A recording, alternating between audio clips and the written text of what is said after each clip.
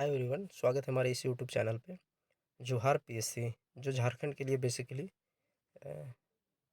जो है वो सारे वीडियो झारखंड के मिल जाएंगे। बाकी जो है इंडियन लेवल पे भी तो मिलते ही रहेंगे। ठीक है, इंडियन का अभी एक्चुअल में जेएसएससी का सिलेबस जो है एग्ज़ाम होने वाला है, इसके रिलेटेड जो है इंडियन कॉन्स्टिट्यूशन से किस किस टाइप का इंपॉर्टेंट क्वेश्चन रहेगा हम लोग पहले डिटेल पढ़ेंगे, मतलब शॉर्ट वाला डिटेल पढ़ेंगे। उसके बाद जो है पीसीएस के लिए तो अलग आएगा ही, आपको वीडियो मिलेगा, काफ़ी मैच्योर वीडियो मिलेगा, काफ़ी अच्छा वीडियो मिलेगा। बाकी अभी जेएसएससी के लिए ये डायरेक्ट आर्टिकल से क्वेश्चन रहेंगे, तो ये और कुछ बेसिक चीज़ों से रहेंगे, वो सारा डिटेल, इससे बाहर कुछ भी नहीं जाने वाला है। ओके, तो हम लोग फटाफट देखते हैं इंडियन कॉन्स्टिट्यूशन। इंडियन कॉन्स्टिट्यूशन का बात करें तो दो चीज़ें आती हैं, बेसिक कॉन्स्टिट्यूशन और मॉडर्न कॉन्स्टिट्यूशन। मॉडर्न बेसिक कहने का मतलब है जो मूल संविधान में पहला जो डॉक्टर राजेंद्र प्रसाद डॉक्टर जो है भीमराव अम्बेडकर और उनके जो कमेटी के द्वारा पहला संविधान बनाया गया था, वो चीज़ें। और अभी सोसाइटी और हमारा जो है जो भी सोसाइटी हम लोग को मांगता है, यानी कि समय समय पर अमेंडमेंट करना काफ़ी ज़रूरत होता है। समय के अनुसार सारे रूल रेगुलेशन को चेंज करना भी काफ़ी इंपॉर्टेंट होता है। तो इसी वजह से गवर्नमेंट जो है डिफरेंट टाइप का गवर्नमेंट डिफरेंट समय पे चेंजेस किए हैं। चेंजेस क्या क्या हुए हैं, तो 3 शब्द जो है प्रियम्बल में वो जोड़े गए थे। मूल संविधान में भी वही थे प्रियम्बल, अभी भी वही प्रियम्बल है, लेकिन 3 शब्द जोड़े गए। सो सोशलिस्ट, सेकुलर और इंटीग्रिटी। अभी लेकर के सोशलिस्ट और सेकुलर का ही 2 शब्द जो है वो अभी क्या हुआ कि सैंगोल सैंगोल शब्द आप सुन रहे होंगे, चूँकि सितंबर सॉरी हमको लगता है 1-2 मंथ पहले ही अभी क्या हुआ है, नया विधानसभा में शिफ्टिंग हुआ है। अभी नहीं, सॉरी, ये सितंबर चल रहा है ना, सितंबर पे ही शिफ्टिंग हुआ है, तो उन्हें जो है वो कॉन्स्टिट्यूशन दिया गया। अब कॉन्स्टिट्यूशन दिया गया तो उन्हें ये समझ में नहीं आया कि यह बेसिक कॉन्स्टिट्यूशन है या अभी मॉडर्नाइज कॉन्स्टिट्यूशन है। इसी पे काफ़ी विवाद उठा है। जो अपोजिशन पार्टी वाले ने है ये आरोप लगाया है कि सॉरी, सोशलिस्ट और सेकुलर शब्द जो है वो प्रियम्बल से हटा दिया गया है। ये इसी का लेकर के विवाद उठा है। तो अभी एनडीए की गवर्नमेंट है सेंटर पे, तो ये इन्होंने इनको समझाया कि ये आपको जो मिला है वो मूल संविधान मिला है, ना कि अभी का। बाकी हम लोग देखेंगे शेड्यूल टोटल 8 थे, समय के अनुसार चेंज हुए तो 12 हो गए हैं। भाग टोटल 22 थे, अभी 25 है। टोटल आर्टिकल की संख्या 395 थे, अभी टोटल 450 से प्लस हो चुका है। अगर बात करें संविधान संशोधन, टोटल 104 को संविधान संशोधन हो चुका है। 3 शब्द जो है वो जोड़ा गया था, सोशलिस्ट, सेकुलर और इंटीग्रिटी। हमने अपना नोट्स पे इनको जो है वो ऐड कर दिया है। कब हुआ था, तो 42वां संविधान संशोधन जो है हुआ था। कब हुआ था, तो 1976 में। इस समय गवर्नमेंट कौन सा था, तो गांधी जी वाला गवर्नमेंट, गांधी जी बोलते हैं, हाँ वही इंदिरा गांधी थी।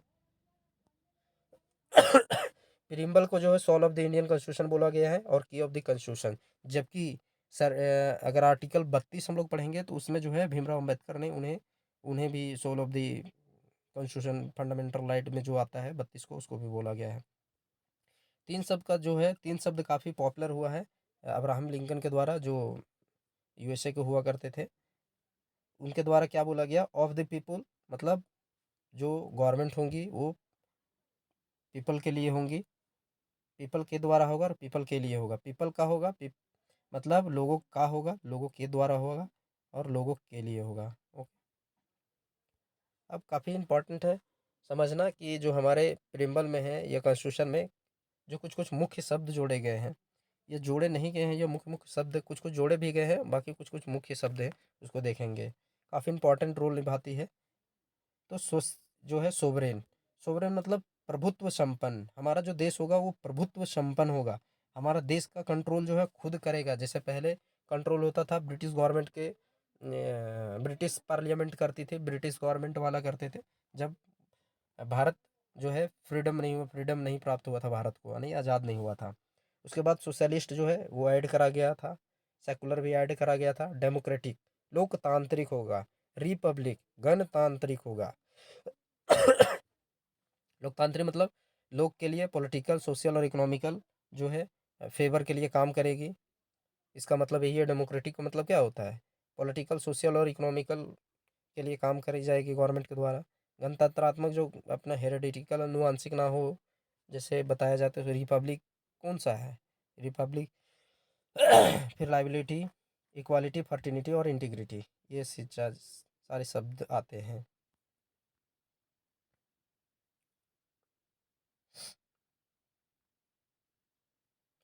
अब हम लोग शेड्यूल देखते हैं। तो शेड्यूल क्या है? टोटल शेड्यूल की संख्या हम लोग देखे थे कि 8 से 12 हो गया है। 4 शेड्यूल जोड़ा गया है, तो हम लोग देखेंगे कौन कौन सा जोड़ा गया है। शेड्यूल फर्स्ट क्या बोलता है?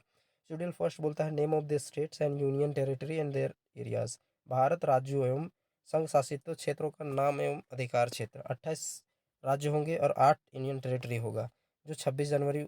और इसमें क्या हुआ था कि यूनियन टेरिटरी में एक और नया यूनियन टेरिटरी बना है हमारा।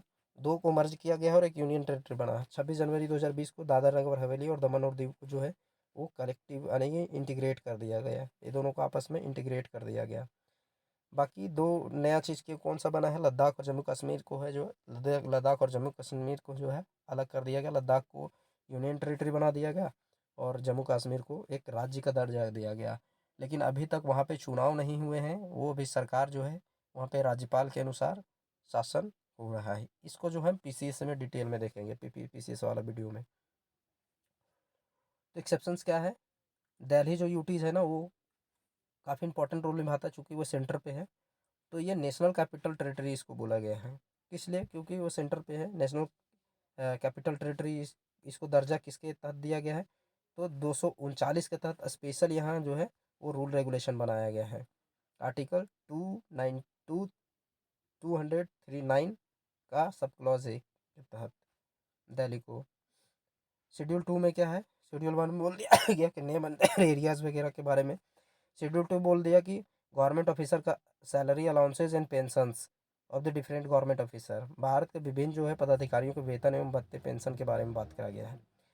ठीक है, वेतन भत्ते हम लोग देखेंगे। भारत के पहले देख लेते हैं कि गवर्नमेंट भारत का जो है पदाधिकारी कौन कौन कहलाएगा। तो प्रेसिडेंट यानी कि राष्ट्रपति, गवर्नर, राज्यपाल, ये भी अधिकारी कहलाएंगे भारत के।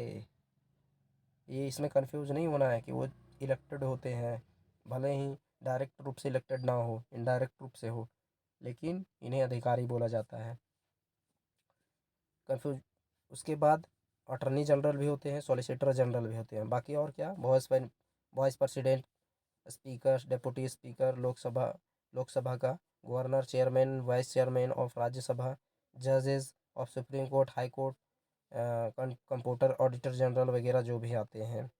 सैलरीज की बात करी जाए तो इनका जो सैलरीज है वो decide by the parliament of India. Tax free इनका सैलरी होता है और कंसोलिडेटेड फंड से इनको जो है वो सैलरी दी जाती है। अगर सैलरी एक्सेप्शंस की बात करी जाए तो अटर्नी जनरल और सॉलिसिटर जनरल जो है वेतन को रिटेनर कहा जाता है। और ये क्या होता है? तो प्रेसिडेंट ऑफ इंडिया डिसाइड करता है कि कितना होना चाहिए ये लोग को। एक चीज़ और हम लोग देखेंगे कि इसमें एक और इम्पॉर्टेंट भाषा है, शब्द है, वो क्या है? तो ये जो है ना इनमॉलमेंट मतलब समझते हो क्या होता है? प्रेसिडेंट और जो है वो गवर्नर का कलेक्टिवली यानी कि प्रेसिडेंट और गवर्नर के जो है वेतन भत्तों को, इसके वेतन एवं भत्तों को जो है इनके सॉरी एक मिनट, इनके वेतन एवं भत्ते को, इन भत्ते को जो है इमोल्यूमेंट कहा जाता है। ठीक है, तो ये चीज़ हो गया। शेड्यूल 3 में क्या बताया गया है? अलाउंसेस की बात करी गई थी 2 में। तीसरा में बताया गया कि auth of the different government officer. Auth मतलब क्या हो गया? शपथ, शपथ संबंधी जो है भाषा। Auth of the different government officer मतलब जितना भी ऊपर गवर्नमेंट ऑफिसर है उनको जो है शपथ ग्रहण किस प्रक्रिया से कराया जाएगा। इसमें भी एक्सेप्शंस आएंगे। Member of the parliament, Rajya Sabha Lok Sabha के सदस्य, लेजिस्लेटिव असेंबली के सदस्य, लेजिस्लेटिव काउंसिल के सदस्य का जो है इनमें बताया गया है कि इनका जो है शपथ ग्रहण किस प्रकार से होगा। अब इसमें एक्सेप्शन में कौन सा आएंगे? प्रेसिडेंट जो है वो शेड्यूल 3 के अंतर्गत नहीं आता है, ये आर्टिकल 13 में रखा गया हो। ओके, वाइस प्रेसिडेंट आर्टिकल 69 में रखा गया हो, गवर्नर को 159 में रखा गया है। हम लोग आगे बात करें ये सभी जो है चाहे वो राष्ट्रपति हो, चाहे उपराष्ट्रपति हो, चाहे राज्यपाल हो, इन तीनों को जो है वो शेड्यूल में शामिल नहीं किया गया है। शेड्यूल 4 की बात करें तो allocation of member of Rajya Sabha, Rajya Sabha में जो एलोकेट मेंबर की संख्याओं का होगा वो कैसे होगा, इसके बारे में शेड्यूल 4 में सारा रूल रेगुलेशन बनाया गया है। शेड्यूल 4 में रूल रेगुलेशन बनाया गया है। और सेंसस 1971 में जो है इसे फ्रीज किया गया, कब तक, 2026 तक इसे मूव करके और बढ़ाया गया इस बार। तो ये 2026 तक जो है इसे बढ़ाया गया। शेड्यूल 5 बोलता है administration control of the schedule caste of the schedule tribe area. Schedule tribe area में इसी के अंतर्गत जो है झारखंड भी आता है। ओके, इसी के अंतर्गत जो है जहाँ पे जैसे झारखंड, मध्य प्रदेश, उड़ीसा, जितना भी ट्राइब एरियाज़ है या शेड्यूल कास्ट एरियाज़ है, उस वो सारी लगभग राज्य आ जाते हैं। 18 राज्य लगभग इसके अंतर्गत आता है भारत के। शेड्यूल 6 बोलता है special provision for the administration of the special administrative area. विशेष प्रशासन क्षेत्रों के प्रशासन के लिए विशेष प्रावधान। जैसे फोर्थ नॉर्थ स्टेट, मतलब 4 गो राज्य आता है नॉर्थ सिस्टर 7 सिस्टर स्टेट का 4 राज्य आता है। कौन कौन? असम, मेघालय, त्रिपुरा और मिजोरम, ये चारों राज्य आ जाएंगे। शेड्यूल 7 में बोला गया लिस्ट ऑफ द कॉन्स्टिट्यूशन की बात करी गई है, संविधान की अनुसूचियाँ या सूचियाँ की बात करी गई है। 3 सूची बेसिकली हमारे संविधान में है, 3 सूची, जिसको डिवाइड करता है कौन सा? स्टेट का पावर और सेंटर का पावर डिवाइड करता है। ये दोनों का पावर कैसे डिवीजन होगा, ये सारे रूल रेगुलेशन दिए गए हैं। और कलेक्टिव यानी कि दोनों एक साथ कैसे काम करेगी, इंटीग्रेटेड रूप में कैसे काम करेंगे ये दोनों, वो कंकरेंट लिस्ट में बताया गया है। तो फर्स्ट यूनियन लिस्ट में क्या बताया गया? पहला कौन सा लिस्ट है? Union list. यूनियन लिस्ट में क्या बताया गया है? It has those the subject on which centres make law. क्या करता है कि सेंटर्स इस पे कानून बनाता है। इसमें एक्चुअल में जो है टोटल सब्जेक्ट जो है 100 सब्जेक्ट है, लेकिन इसको जो है ABC करके लिखा जाता है, तो 97 तक लिखा जाएगा। स्टेट्स लिस्ट में क्या है? तो स्टेट्स मेक्स लॉ, स्टेट इसमें कानून बनाएंगे। लेकिन इसमें एक दिक्कत हुआ था, स्टेट में को ज़्यादा पावर दे दिया गया था, लेकिन अब इस सिंक्रानाइज करके जो है वो सेंटर जो है अडॉप्ट कर लिया वहाँ से पावर। कुछ कुछ पावर जो है वो गलत इस्तेमाल कर रहा होगा, हो सकता है कि सेंट्रल वाले लोगों ने, सेंट्रल गवर्नमेंट ने, इसीलिए यहाँ से अपने अंदर रख लिया central government. Sorry state government ने गलत कुछ करता होगा, तो सेंट्रल गवर्नमेंट ने अडॉप्ट कर लिया। पहले जो थे वो स्टेट में कितना होते थे? 66 सब्जेक्ट होते थे। लेकिन अब क्या कर दिया गया है? टोटल 61 कर दिया गया, मतलब 5 यहाँ से माइनस कर दिया गया है, 5 सब्जेक्ट को माइनस कर दिया गया है। और ये कहाँ जोड़ा गया है? तो करेंट लिस्ट में जोड़ा गया है। ये कंपलसरी नहीं कर दिया गया कि स्टेट लिस्ट के लिए ही ये कानून होगा, हो सकता है कि सेंट्रल बेस पे कानून बना सकते हैं और अपने अंदर रख सकता है। कंकरेंट लिस्ट क्या होता है? इट हैज़ दो subject on which both centres and state makes law. क्या करता है? स्टेट और सेंटर दोनों मिलकर यहाँ कानून बनाते हैं। एट प्रेजेंट में जो है टोटल पहले कितने थे? पहले 47 थे, अभी क्या हो गए? 52। 5 यहाँ पे जुड़ गया आके, कंकरेंट लिस्ट में जो है 5 जुड़ गया, क्योंकि इस यहाँ पे सेंटर और स्टेट दोनों मिलकर कानून बनाते हैं, दोनों कानून बनाते हैं।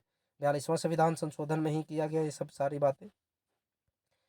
शेड्यूल 8 में बोला गया लैंग्वेज ऑफ द कॉन्स्टिट्यूशन, मतलब संविधान की भाषाएं के बारे में बात करी गई। तो बेसिक कॉन्स्टिट्यूशन में 14 गो मात्र भाषाएं थी, अभी क्या हो गए हैं? टोटल 22 भाषाएं हो गई है। 26 जनवरी 1950 को जो है ये 26 जनवरी 1950 से पहले टोटल थे 14, बाकी अभी जोड़ा गया तो उतना हो गया। कौन कौन भाषाएं हैं उसको आप देख लोगे, आपको गूगल में भी मिल जाएगा ये सारी चीज़ें। बाकी हम देख लेते हैं कि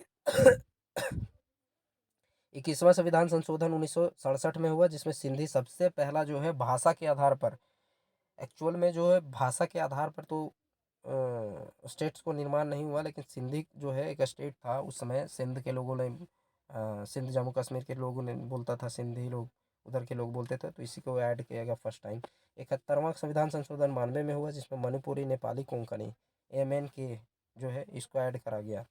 92वां संविधान संशोधन 2003 में हुआ, जिसमें ये काफ़ी इंपॉर्टेंट है। 92वां संविधान संशोधन जिसमें मैथिली बिहार वाला भाषा हुआ, बोडो नागालैंड असम में जो बोला जाता है उसको ऐड करा गया, और डोंगरी जो हिमाचल प्रदेश में, और संथाली जो है झारखंड में बोला जाता है उसको ऐड करा गया। ओके, झारखंड को ऐड करा गया। ये काफ़ी इंपॉर्टेंट है हमारे JSSC के लिए। अब हम लोग फटाफट आर्टिकल देखें, सॉरी, हाँ, तो 8 तो हमारा मूल तो हो गया। अब हम लोग आ गए हैं यहाँ पे ये उसके बाद जो 4 जोड़ा गया उसको हम लोग देखेंगे। तो 4 कौन कौन जोड़ा गया? तो शेड्यूल 9 जोड़ा गया यहाँ पे, शेड्यूल 9, 10, 11 और 12 जोड़ा गया।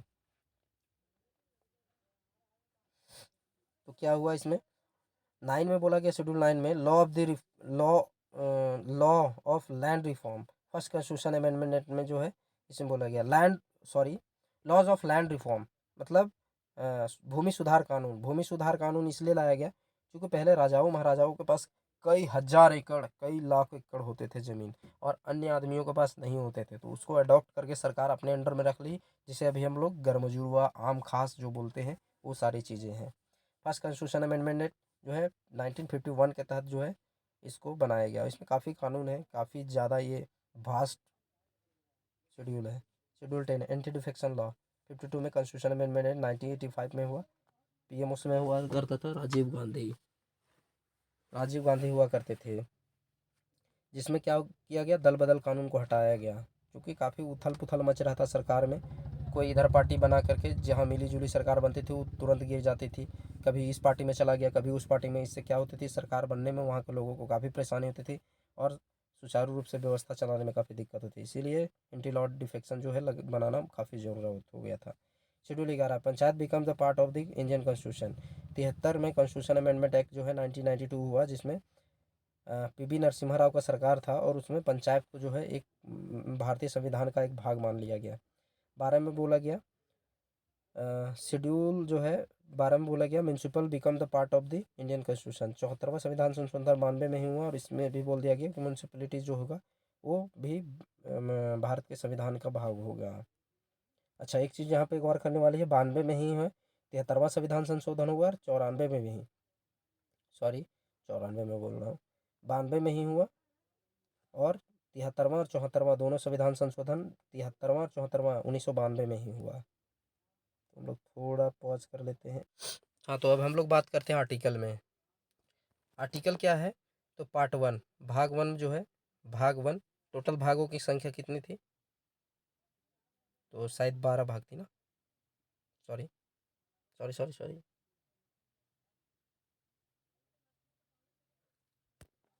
चलो देखते हैं भाई। यूनियन फर्स्ट भाग हम लोग देखेंगे, part 1 union and it's territory, article 1 से लेकर के 4 तक, संघ एवं इसके अधीन जो है राज्य। आर्टिकल 1 में बताया गया, हमारा क्या बोला गया कि इंडिया जो होगा ना, that is Bharat shall be the union of state. इस पर भी काफ़ी विवाद हो रहे हैं। अभी क्या है, इंडिया शब्द को हटाया गया है बहुत जगह से, क्योंकि G20 का मीटिंग भी हो रहा था, तो उनको भी दिखाना था कि अब इंडिया जो है वो भारत तो ऑलरेडी था ही। यहाँ पे एक चीज़ और, एक शब्द हो सकता था कि Bharat that is India shall be the union, काफ़ी अच्छा ये रहता। तो ठीक है, इंडिया की जगह में हम लोग अभी भी भारत प्रयास करेंगे, इसको अपना कल्चर वगैरह को बढ़ाने का। ये तो अंग्रेज़ के दिया हुआ था, इसको हटाने का प्रयास ठीक है मोदी द्वारा किया जा रहा है, तो काफ़ी अच्छी बात है। आर्टिकल 2 बोलता है entrance of new states in India जो है भारत में जो है कैसे नए राज्यों का जो है वो एंट्री होगा, शामिल करा जाएगा। तो 35वां संविधान संशोधन जो है 1975 में किया गया, जिसमें सिक्किम भी पहला जो है वो बना, भारत का भाग सिक्किम को बनाया गया। लेकिन उसमें क्या था, सिर्फ भाग बना था, एसोसिएटेड के रूप में था, एसोसिएटेड स्टेट के रूप में था। लेकिन 36वां संविधान संशोधन 75 में हुआ, जैसे अभी हम लोग 92वां संविधान संशोधन बोल रहे थे ना, 73वां 74वां संविधान संशोधन 1992 में, उसी तरह यहाँ 35वां और 36वां संविधान संशोधन जो है 75 में हुआ। सिक्किम बिकेम द 22वां स्टेट के रूप में जो है भारत में शामिल हुआ।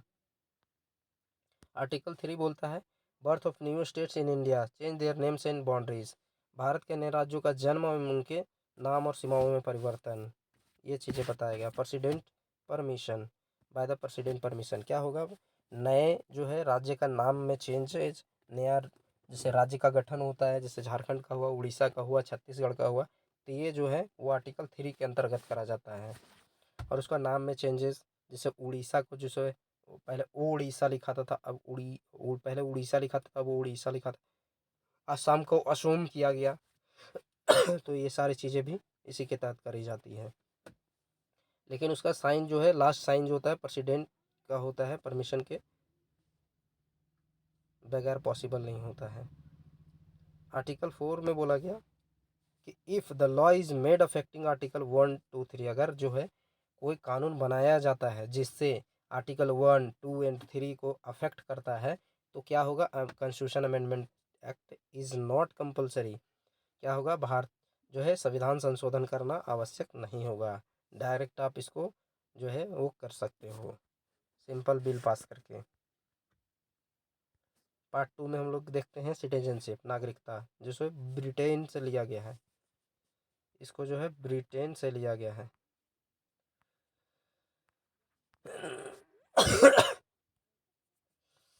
आर्टिकल 5 से 11।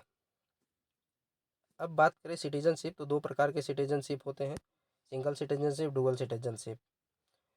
Article 5 single citizenship. Dual citizenship जैसे कई अभिनेता कर रखा है, उनको काफ़ी दिक्कत भी झेलना पड़ रहा है इस वजह से, और काफ़ी उनका विरोध भी हो रहा है, आप समझ सकते हो क्यों विरोध हो रहा है, और काफ़ी उनका मूवी जो है वो फ्लॉप भी करा गया है।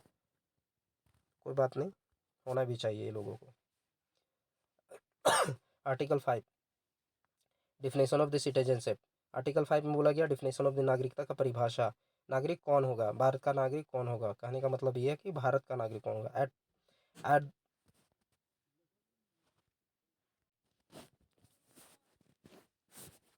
तो at the starting of constitution, जो who is born in India, जो जो भारत में जो है वो जन्म लिया हो, कम से कम उसका पेरेंट्स में से कोई एक भारत का जो है नागरिक हो, 5 सालों तक वो रहा हो भारत में, और 26 जनवरी 1950 से वो अधिवास करता रहा हो भारत में, और जिसका जन्म जो है अविभाजित भारत में हुआ, ये सभी पॉइंट जो है अगर फॉलो करता है तो वो जो है वो माना जाएगा कि भारत का वो नागरिक होगा।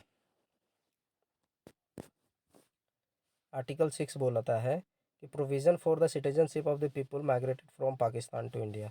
जो है पहले पाकिस्तान से जो भारत आया है, जो भारत में आके बसा है, उसके बारे में जो आया है उसके बारे में कानून बनाना। वो आर्टिकल 6 में 6 के तहत वो कानून बनेंगे। आर्टिकल 7 बोला गया provision for the citizens of the people migrated to Pakistan. जो भारत से चला गया है उसका जो सिटीजनशिप को जो है वो टर्मिनेट करा जाएगा। आर्टिकल 8 में बोला गया है provision for the PIOs, person of Indian origin.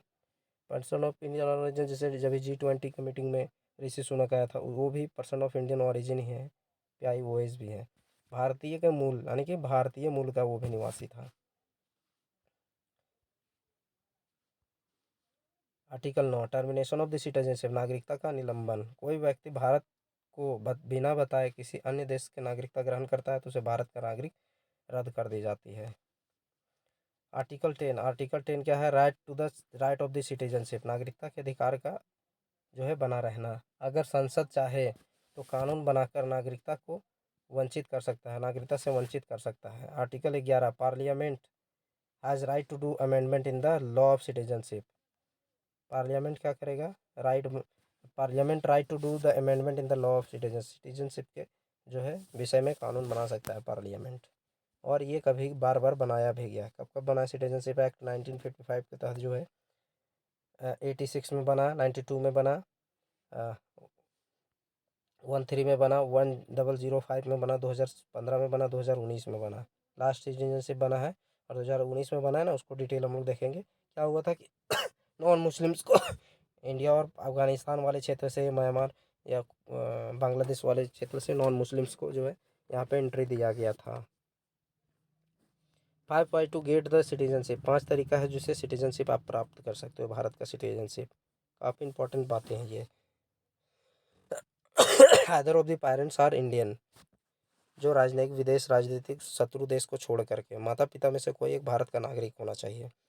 Citizenship by the descents, यानी कि वंशानुगत नागरिकता होनी चाहिए, जैसे हम लोग की होती है। 1992 में माता पिता जो है नागरिकता के आधार पर भारतीय का नागरिक माना जाएगा। सिटीजनशिप बाय द रजिस्ट्रेशन, पंजीकरण के द्वारा नागरिकता या नागरिक, कोई विदेश 5 वर्षों तक भारत में रहकर तथा 5 वर्ष पूरे होने के बाद रजिस्ट्रेशन कर सकता है, और एक्सेप्शन शत्रु देश को छोड़ करके जो है कर सकता है। 5 सालों तक रहा है तो उसे भारत का नागरिक बना दिया जाएगा। सिटीजनशिप बाय द नेचुरलाइजेशन, या जो है देशीयकरण से नागरिकता। यदि कोई विदेशी पहले 4 वर्षों से भारत में 11 वर्षों 14 वर्षों में से 11 वर्ष तक अगर भारत में रहा हो, या तो फिर न्यूट्रलाइजेशन इन द नागरिकता प्राप्त, तब वो नागरिकता प्राप्त कर सकता है। लेकिन अभी क्या कर दिया गया है, इसमें चेंज कर दिया गया है। चेंज क्या किया गया है, तो कॉन्स्टिट्यूशन अमेंडमेंट एक्ट जो है 19 में, जो 2019 में जो है भारत में संविधान संशोधन हुआ, उसमें बोल दिया गया इसे 11 साल से हटा करके 5 साल कर दिया गया है। यह वो गैर मुसलमानों के लिए है जो अफगानिस्तान, पाकिस्तान और बांग्लादेश से भारत में आया है। मतलब गैर मुस्लिम को छोड़कर, मुस्लिम को छोड़ करके गैर जनजाति हैं जैसे सिख, ईसाई या अंदर और हिंदू जो है, वो अगर आया है तो उसे नागरिकता दिया जाएगा। Citizenship by the acquired territory, जैसे विलय से नागरिकता प्राप्त होता है। जैसे 1961 में गोवा को किया गया था।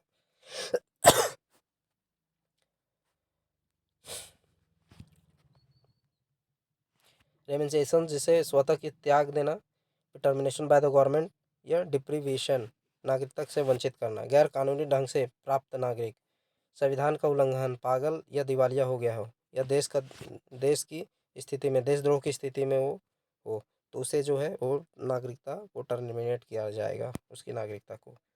तो ठीक है, अब हम लोग अगला क्लास में देखेंगे फंडामेंटल राइट। ओके ओके, धन्यवाद।